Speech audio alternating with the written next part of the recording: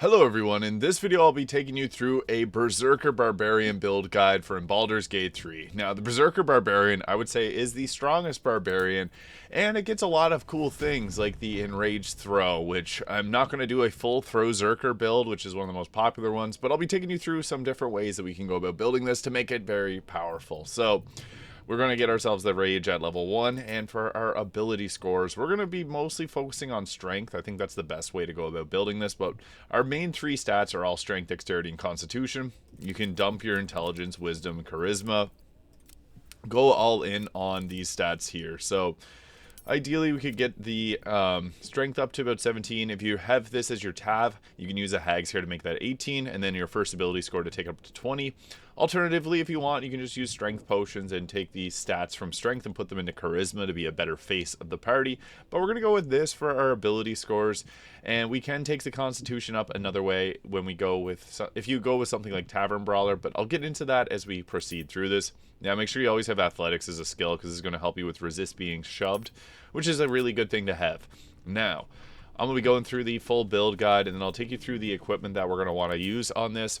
Now, there is actually quite a bit of gear that the Berserker Barbarian can take advantage of, but we're going to want to use clothing. We get the Constitution defense, so that can actually give us a really high armor class without even having armor on. Now we get our Danger Sense, gets advantage on Dexterity saving throws, so that gives us advantage against spells like Fireball, which is a very common threat. We also get the Reckless Attack, so this gives us advantage on attack rolls. Enemies will have advantage against you. Pretty decent, but our subclass, we're going to go with the Berserker, obviously, because we have Frenzy. So your Rage turns into a Frenzy. You gain Frenzied Strike, and Enraged Throw, you also make an Improvised Weapon Attack as a bonus action. So you can do the Frenzied Strike. It will give you a -1 to attack rolls every time you do it, so it's typically better to go with like an Enraged Throw. I guess the Improvised Weapon Attack will give you a -1 to attack rolls, but Enraged Throw is pretty nice because it can also possibly knock the target prone, which is really good because it can interrupt concentration on spells. At level 4, we get our first feat, which I would say the best way to go about doing this is taking your ability scores up a little bit higher. Taking up the Strength to 20 if you have the Hags here on the Strength. And another good perk is actually Alert. With the +5 to Initiative, if your Berserker can go first and start taking enemies out, you can actually free up movement to your other casters or other classes, so that's really nice. And the good old-fashioned Tavern Brawler. Some people just like to go right into the throwing builds. So if you want to go throwing, we'll take Tavern Brawler, take Constitution up to 16. It'll give us even more health. And then with Tavern Brawler, what makes Tavern Brawler so good is it adds our Strength modifier twice to the damage and attack rolls. So we only have a +3 right now in Strength, but that'll be +6 to damage and to our attack rolls, meaning we're not going to miss. If you're using the Strength Potion in Act 3, that gives us a +16 to our attack and damage, making it incredibly powerful. But for the purpose of this, I'm going to take an ability improvement. Ideally, we take up our Strength, but for the purpose of this video, I'm going to increase our Dexterity, but do take it in Strength if you're going to go that route.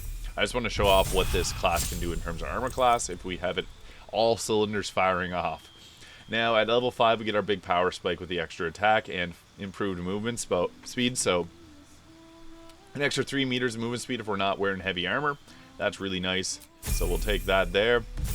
And then at level 6, we get our Mindless Rage, so when frenzied, we can't be charmed, frightened, or calm emotion no longer ends our rage. So that's really nice, because frightened can literally shut down your Berserker, and now it can't, so extremely useful. And we also get another rage charge, so that's nice, but long rests are so plentiful, that's not really even a big consideration. Now, we also get the Feral Instinct at level 7, which gives us a +3 to Initiative and Can't Be Surprised, so pretty much the same thing as the Alert perk, but they do stack, so you can get a +8 to your Initiative and basically be moving first guaranteed. That is honestly not a bad way to go about it, but there's so many ways you can build this out. Now, we get another ability improvement score here. We can take either our Constitution up, our Strength up. For the purposes of this, I'm going to go with increasing we're going to go with the Tavern Brawlers to show what's possible with that. But Alert, Ability Improvement, those are 2 great options, taking up either Constitution or Strength if you haven't already. And then Tavern Brawler being my favorite choice because it adds our Strength modifier twice to damage and attack rolls, making it pretty powerful, honestly. I think throwing is really underrated in this game. Now, level 9, this is what we were working our way up to.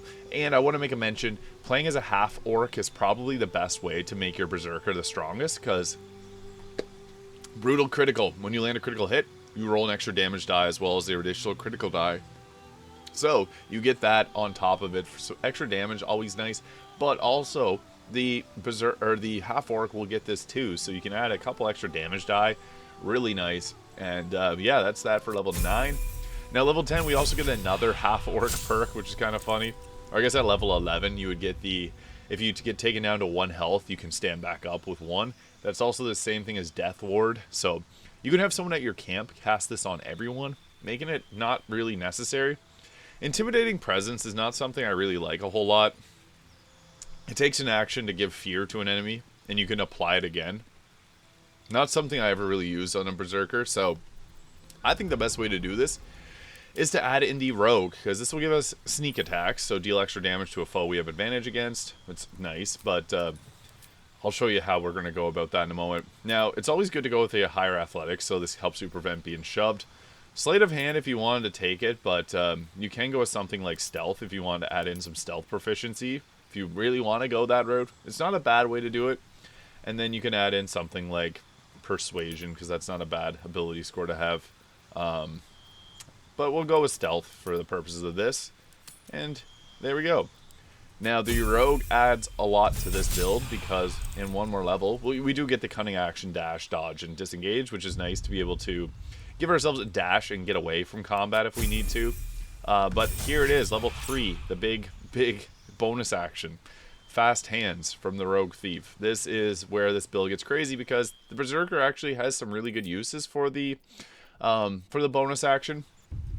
You can go Assassin if you want to give advantage on attack rolls against creatures that haven't taken a turn yet, and give yourself critical hits, and regain your action and bonus action. But I think an extra bonus action all the time over the course of battle is going to be more important than just the one-turn blitz that you get from the Assassin. So I think the Thief is the best way to go here. Now, some people do add in like 2 levels of the Rogue Fighter. That's not something that I personally... You can, because the fighter will give us the action surge, making it even burstier, but I think the extra critical die is nice, since we got a pretty guaranteed way to deal damage. So, it requires a finesse weapon, that is one thing, and I'm using these, which aren't finesse, but they're actually kind of interesting, because the Flame Blade itself, this is not something you normally can get. I do have a video guide on how to get permanent Flame Blades, because they deal 5d6 fire damage, which is really nice, and this one will give your strength modifier. As for the gear, I have Bone Spike Helm on. Whenever you rage, creatures must resist a Wisdom saving throw or take 2d4 of psychic damage, plus 2 to intimidation, and you get menacing attack. So that is one option you can go with, but there are a lot of good helmets that you can go with. Just don't wear armor, because we have a 22 armor class from our Constitution amulet, so this sets the Constitution to 23. I think the Berserker is the best candidate for this because they get armor class and health from this, and your Berserker wants a lot of health. We also have the Killer Sweetheart to give ourselves a critical hit on if you take out an enemy, and then we got the +1 armor class saving throws from the Ring of Protection. Also, the Deathstalker Mantle, turn invisible whenever you take out an enemy, is really nice. Also, we got the Bone Spike Garb here. You gain 15 temporary health points whenever you rage, and reduce all incoming damage by 2. And when struck by a melee attack, the attacker takes 6 piercing damage. That's pretty good. We can also go with something like if you want the Vest of Soul Rejuvenation, this gives us a little bit of a higher armor class. And it gives you... We are good at succeeding on saving throws, so you'd be healing with this kind of often. So that can be a pretty easy one. You get the Greater Kashigo counter as well, but I'm going to go with the Bone Spike Garb because I think that is the iconic one for the Berserker Barbarian itself. Bone Spike Gloves will also ignore resistance to slashing, piercing, and bludgeoning damage. So if you're attacking a target that has the resistances to physical, it treats our attacks as magical for the purposes of that.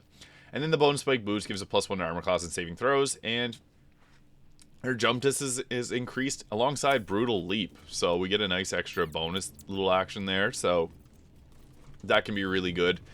However, I'm going to switch off and put something different on there. So the Trident Nirelna is actually a really good weapon to have and throw. If we add the shield, we do get a a nice increase to our armor class. So we get a +3 from the shield, +4 from dexterity, +6 from constitution, and +1 from the ring of protection. So you can go this route if you want. This also gives us something to throw, and we get some nice Zephyr flash attacks, some thunder damage. We also get warding bond. But typically, I guess I can't show this because we'd want to be going into our frenzy, and then we'd want to be using our enraged throw, and whenever we do the enraged throw, it can possibly knock the target prone. But we can also attack with our attack by throwing, or we can go in and do a frenzied strike if you want to. So you can go and attack twice, frenzied strike, go in and throw a few times.